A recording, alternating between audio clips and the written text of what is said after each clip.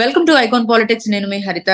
నిన్న జగన్మోహన్ రెడ్డి ఇంత జరిగినా కూడా మళ్ళీ ఇంకో ప్రెస్ మీట్ పెట్టి ఇంకో కార్యకర్తలతో మాట్లాడే మీటింగ్ లో నాకు అబద్ధం చెప్పడం అంటేనే రాదు, అబద్ధం చెప్పాలన్నా ఎలా చెప్తారు అన్నట్టు మాట్లాడి, అలాగే సాక్షిలో ఒక బ్యానర్ హెడ్డింగ్ ఏమని వచ్చిందంటే ఆ సంపద సృష్టించాను అని చెప్పి చెప్తూనే, సంపద సృష్టించినట్టయితే మరి అప్పులు ఎందుకు చేసినట్టు, మన రాష్ట్రం అప్పుల్లో ఎందుకు ఉన్నట్టు, ఇలాంటి కొన్ని అంశాల గురించి మన జడ్జి రామకృష్ణ గారు మనతో పాటు ఉన్నారు. ఆయన అడిగి మిగతా విషయాలు తెలుసుకుందాం. నమస్తే సార్. నమస్కారం మేడం. సార్, ఆయన సంపద సృష్టించారంట, కొన్ని లక్షల కోట్ల సంపదని సృష్టించి ఆయన ఖజానా కేసేసుకున్నారేమో సార్, ఆయన అకౌంట్ లో. లేకపోతే రాష్ట్రం ఎందుకు అప్పుల్లో ఉంటుంది? దీని మీద మీ స్పందన ఏంటి సార్? మాజీ ముఖ్యమంత్రి, ప్రస్తుత పులివెందుల ఎమ్మెల్యే శ్రీ వైఎస్ జగన్మోహన్ రెడ్డి గారు ఆయన నోటి నుంచి నేను వినకూడదు అనుకున్న రెండు పదాలు మొన్న విన్నాను. ఒకటి, నేను అబద్ధం చెప్పను. రెండు, నేను సంపద సృష్టిస్తాను. ఈ రెండు పదాలు ఆయన నోటి ఎంబడి రాకూడదు. అవి మేము వినకూడదు, మనలాంటి వాళ్ళు అసలు వినకూడదు. ఎందుకంటే ఆయన ఆ రెండు చేయడు కాబట్టి. ఆయన జీవిత పర్యంతం ఆయన ఆ రెండు పదాలకు కట్టుబడి ఉండడు కాబట్టి ఆ కోణంలో ఆయన యొక్క ఆ ప్రెస్ మీట్ మనం విశ్లేషణ చేస్తే అది మనకంతా తెలుసు.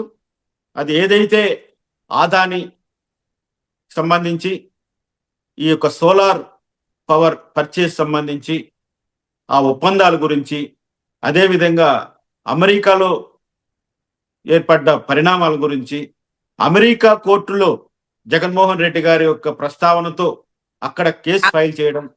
సార్, అమెరికా కూడా ఆయన మీద ఆరోపణలు చేస్తుంది అంటున్నారు సార్. అదే చెప్తున్నారు, ఆయన ఈజ్ ఎ గ్లోబల్ లీడర్. ఎందుకంటే ఆయన సామ్రాజ్యం కేవలం ఆంధ్రప్రదేశ్ తోనే ఆగిపోలేదు. ఆయన అక్రమ సంపాదన సామ్రాజ్యం అది ఇప్పుడు ఆఫ్రికా ఖండాలకంతా వ్యాపించింది. ఇది వాస్తవం. కాబట్టి అమెరికా వాళ్ళు భయపడిపోతున్నారు. అరే, మేము పెద్ద పెద్ద టెర్రరిస్టులను వాళ్ళను కూడా అంతమంది చేశాము, మరి ఇదేంటిది, ఇతను ఎలా మేము ఎదుర్కోగలం అని హడావుడిగా పరిగెత్త వెళ్ళి కోర్టు ముందర పడ్డారు. ఎఫ్బిఐ వాళ్ళు, ఎవరో ఆంధ్రప్రదేశ్ సీఎం అంట, ఆయన గొప్పతనం ఇది, ఇంతే మాకు తెలిసింది, ఇంకెంతుందో విచారణ చేయాలి, కాబట్టి మా దగ్గర ఉన్న సమాచారంతోనైనా విచారణ చేయండి అంటూ వాళ్ళు కోర్టుకు వెళ్ళారు. అక్కడ కోర్టుకి అక్కడ ఆయన పేరు ప్రస్తావన లేనప్పటికీ, వైఎస్ జగన్మోహన్ రెడ్డి అనే నామకరణం లేనప్పటికీ కూడా ఆ రోజుకు ఉన్నటువంటి చీఫ్ మినిస్టర్ గారు ఆయనే. ఆయన కాదన్నా అవునన్నా వాస్తవం మాత్రం అది. ఎప్పుడైతే 2021లో ఆదాని గారు ఏదైతే ఈ యొక్క ఒప్పందము ఎంఓయూ చేసుకున్నాడో, అంటే ఆయన అంటున్నది ఏంటి, ఆదాని సంబంధం లేదట. ఈ ఒప్పందం కుదిరింది స్టేట్ ఆఫ్ ఆంధ్రప్రదేశ్, ఈ సెకీ అండ్ డిస్కమ్స్ అంటాడు ఆయన. నో థర్డ్ పార్టీ ఇన్వాల్వ్మెంట్ అంటాడు. ఇక్కడ మేము అడుగుతున్నది, ప్రజలు కూడా ప్రశ్నిస్తుంది, అమెరికా కోర్టు కూడా ఆయన మీద అభియోగాలు మోపింది. 1750 కోట్ల రూపాయలు లంచం ఇస్తేనే ఈ యొక్క అగ్రిమెంట్ జరిగిందనేది వాళ్ళు చెప్తున్నటువంటి వాస్తవం. వాళ్ళు అది కూడా ఏమి బుజాయింపుగా చెప్పలేదు. ఉజ్జాయింపుగాను, ఆయన మాటల్లో చెప్పాలంటే ఉజ్జాయింపుగా అంటాడు ఆయన. ఆ ఉజ్జాయింపుగా చెప్పడం కాదు ఇది. వాళ్ళు కూడా సాగర్ ఆదాని దగ్గర ఉన్నటువంటి సెల్ ఫోన్ లో ఉన్నటువంటి సమాచారాన్ని వాళ్ళు దాన్ని రిట్రైవ్ చేసి, దాన్ని ఎగ్జామిన్ చేసి, ఎవరెవరికి ఎంతంత ఏ టైంలో ఎలా లంచాలు ఇచ్చారని చెప్పిన తర్వాతనే ఆంధ్రప్రదేశ్ గవర్నమెంట్ కు 1750 కోట్ల రూపాయలు చెల్లించినట్లుగా చెప్పారు. ఈయనేమంటాడు, నేను సంపద సృష్టించాను అంటూ. అంటే 1750 కోట్లు నేను లంచం తీసుకోలేదు అనట్లేదు. ఆ ఒప్పందాల వల్ల ఆంధ్రప్రదేశ్ కు 1,00,000 కోట్ల రూపాయలు మిగిలాయని, పైగా ప్రజల మీద ఆ భారము తగ్గించేశాడట ఆయన. చంద్రబాబు నాయుడు గారు ₹4.49 భారం మీద ఆయనకుంటే, నేను ₹2.49గా కొన్నాను. వితండవాదం. అందుకే ఈరోజు అందరూ చెప్తున్నారు, అయ్యా మా నాన్నగారు టీవీ కొన్నప్పుడు దాని విలువ 10,000 రూపాయలు, బ్లాక్ అండ్ వైట్ టీవీ. ఈ రోజు 1000 రూపాయలకు వస్తుంది. మరి నేను మా తండ్రిని 9,000 రూపాయలు నాశనం చేసామని నేను కొట్లాడలేను కదా. ఆ రోజుకి దాని విలువ 10,000 రూపాయలు, ఈ రోజుకి 1000 రూపాయలు ఏండొచ్చు బ్లాక్ అండ్ టీవీ, చిన్న పోర్టబుల్ టీవీ. ఇక్కడ టెక్నాలజీ పెరిగే కొద్దీ దాని యొక్క కాస్ట్ కూడా తగ్గుతూ పోతుంది. ఇది బల్క్ ఆర్డర్స్ కదా ఇవి. ఇప్పుడు 7,000 మెగావాట్ల విద్యుత్ కొనుగోలుకు ఒప్పందం చేసుకున్నప్పుడు 25 సంవత్సరాల కాల పరిమితితో ఈ రాబోయే 25 సంవత్సరాల్లో ఫ్రీగా ఇచ్చినేమో సౌర విద్యుత్తు. అప్పుడు నువ్వు ₹2.49 పెట్టి మా నెత్తిన రుద్దామని ప్రజలు నిన్ను ప్రశ్నించగలరా? ఆ అగ్రిమెంట్ క్యాన్సిల్ చేసుకోగలవా నువ్వు ఆ రోజు? కాదు కదా. ఇప్పుడు కూడా కేంద్ర ప్రభుత్వ లక్ష్యం ఏంటి? అతి చౌకైన సౌర విద్యుత్తుని దేశమంతా విస్తరించాలని నరేంద్ర మోడీ గారు ఆయన సంకల్పించారు. విజయవంతంగా కార్యక్రమాన్ని నడిపారు. అందులో భాగంగానే ఈ యొక్క సెకి అనేది అన్ని రాష్ట్రాలకు బిడ్ ఇచ్చింది. కొనుక్కోండి. ₹2.49 కొనడానికి ఏ రాష్ట్రము ముందుకు రాలేదు. అదాని గారికి టెన్షన్ మొదలైంది. ఆయన ఏం చేశాడు? అమెరికా దేశానికి వెళ్ళాడు, మోడీ వెంట తిరిగాడు. నేను ఇన్ని 12,000 మెగావాట్ల విద్యుత్ ఉత్పత్తికి నేను పీపీఎల్ చేసుకున్నాను, కాబట్టి మీరంతా పెట్టుబడులు పెట్టండి, మీరు అలా ₹1,00,000 పెడితే మీకు ₹10,00,000 ఆదాయం ఇస్తానంటూ ఆయన అక్కడ వాళ్ళ దగ్గర నుంచి అన్ని ఫండ్ సేకరించాడు. ఆ ఫండ్ సేకరించింది ఇంకా ఇక్కడ వాళ్ళకి సమాధానం చెప్పాలి కదా అదాని. లేదంటే ఆయన షేర్ మార్కెట్ మొత్తం డౌన్ అయిపోతుంది, నిలబెట్టుకోవాలి వ్యాపారాన్ని. కాబట్టి కొనేవాడు పవర్ సేల్ అగ్రిమెంట్ కావాలి. ఇక్కడ పీపీఎల్ జరిగిపోయాయి. పవర్ పర్చేజ్ అగ్రిమెంటు ఆదానికి సెకీ మధ్య జరిగి ఉంది. ఇంకా సెకీ నుంచి రాష్ట్రాలు కొనుగోలు చేయాలి. రాష్ట్రాలు కొనుగోలు చేయాలంటే డైరెక్ట్గా స్టేట్ గవర్నమెంట్ ఆ డిస్కంలో ఉండాలి, డిస్ట్రిబ్యూటరీ ఏజెన్సీలన్నీ కూడా. మరి వీళ్ళు ముందుకు రావట్లే. ఎందుకంటే సెకీ వాళ్ళు అదే సంవత్సరం 2021 మేలో ఏలం వేసినప్పుడు వాళ్ళేమన్నారంటే ₹2.11 కోట్ చేశారు, 17 పైసలే కోట్ చేశారు. అయినా రాలేదు ఎవరు ముందుకి.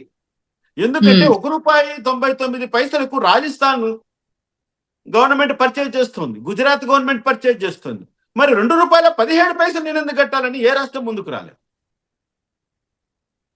కానీ ఈయన ₹2.49 కోట్ చేసేసి ఆదానితో అంటే సెకీతో ఒప్పందం చేసుకున్నాడు. డైరెక్ట్గా ఆదాని పేరు లేనప్పుడు మరి ఆదాని గారు ఎందుకు వచ్చారు? ఆదాని గారు ఎందుకు వచ్చారు ఇక్కడికి? మిమ్మల్ని ఎందుకు కలిశాడు? పారిశ్రామికవేత్తలు అందరూ వస్తుంటారు, కలుస్తుంటారు.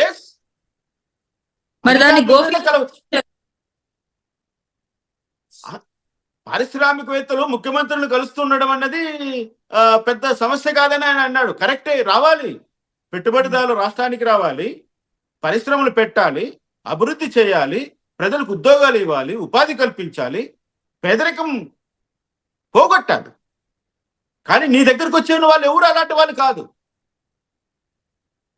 నీ దగ్గరికి వచ్చిన వాళ్ళని అందరినీ నువ్వు ఎలా వ్యాపారం చేస్తావో మాకు తెలియదా? ప్రజలకు తెలియదా? నాకేంటి, ఫస్ట్ సెటిల్ చేయండి.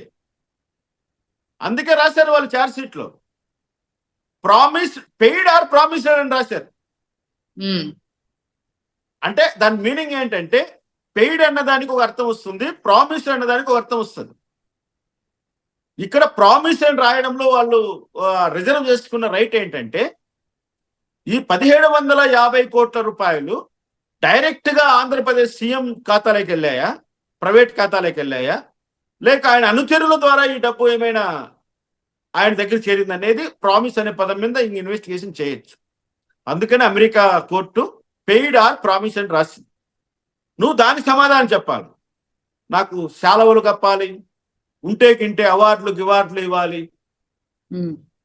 అదేదో సినిమాలో బ్రహ్మానందము ఏరా నీకు పెళ్లి గట్రా అయిందంటే పెళ్లి కాలేదు కానీ గట్రాలు చాలా అయినాయని వాడు కామెడీ చేస్తాడు. ఇప్పుడు అది చెప్పుకుంటున్నారు ప్రజలందరూ. ఏంటి అవార్డులు కదా ఇక్కడ. ఈయనకి అవార్డులు కాదు ఇవ్వలే, రివార్డులు అయితే ఇచ్చేసారు. ఆల్రెడీ మొన్న జరిగిన ఎలక్షన్స్ లోనే ఆయనకి చేసిన సన్మానం చేశాం. ప్రజలు బాగా తీర్పిచ్చారు. కనీసం శాల్వా ప్రతిపక్ష నాయకుడు హోదాగా లేకుండా చేశారు. శాల్వాలు కప్పాలంట సార్. అదే నేను అంటుంటాను. ఆయన శాలవాలు కప్పాలి, అవార్డులు ఇవ్వాలి. ఆయన ఏం రాష్ట్రాన్ని ఉద్ధరించిన విధానం మామూలు అని ఆయన మరో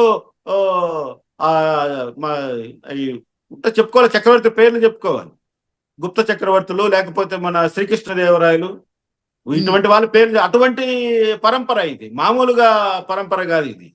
అందుకనే ఆయన అంతగా ఇదైపోతున్నాడు. ఇక్కడ వాడు అడుగుతున్నది ఏంటి? అయ్యా నీకు 1750 కోట్లు ముట్టాయా లేదా? నువ్వు లంచం తీసుకున్నావా లేదా? నువ్వు లంచం తీసుకున్నట్లుగా అమెరికా కోర్టు చెప్తుంది. ఆయన పరువు నష్టం దావేస్తాడంటండి ఇక్కడ ఆంధ్రజ్యోతి పైన, ఈనాడు పైన. వీళ్ళు ఏమైనా ఆంధ్రజ్యోతి, ఈనాడు వాళ్ళు ఏమన్నా ఇది పబ్లిష్ చేశారా? అమెరికా కోర్టులో జరిగిన విషయాన్ని ఫోర్త్ ఎస్టేట్ గా, ఒక ప్రజాస్వామ్యానికి 4వ పిల్లర్గా వ్యవహరిస్తున్న మీడియా ప్రజల ముందుకు తీసుకొచ్చింది. నిజానిజాలు తేల్చండి, ఆ మాట మాట్లాడ్డా ఆయన. నేను ఇంకా 1,00,00,000 కోట్ల సంపద సృష్టించాను అంటూ. ఇక్కడ జగన్మోహన్ రెడ్డి 100కు 100% అవినీతి పరుడని అందరికీ తెలుసు. నువ్వు ముఖ్యమంత్రి కాకమునిపే మీ తండ్రి అధికారాన్ని అడ్డం పెట్టుకొని 40,000 కోట్ల రూపాయలు దోచేసావని సిబిఐ వాళ్ళు లెక్కలతో పాటు తేల్చి చెప్పారు. అంకెలు ఎప్పుడూ కూడా అబద్ధం చెప్పవు, ఇది వాస్తవం. అంకెలు ఎప్పుడు అబద్ధం చెప్పవు. కాబట్టి నువ్వు ఎన్ని మాటలు బుకాయించినా, నువ్వు ఎంతగా ప్రయత్నం చేసినా సమర్థించుకోవాలని, అంకెలు ఎప్పుడు అబద్ధం చెప్పవు. కాబట్టి నువ్వు నేరం చేసినట్లే మేము భావిస్తున్నాం. నువ్వు అవినీతిపరుడివే. నువ్వు 1750 కోట్ల రూపాయల లంచం తీసుకొని అదానీ కంపెనీ నుంచి ఈ యొక్క సౌర విద్యుత్తును కొనుగోలు చేయడానికి ఆంధ్రప్రదేశ్ ప్రజల తరపున అగ్రిమెంట్ చేసుకున్నావు.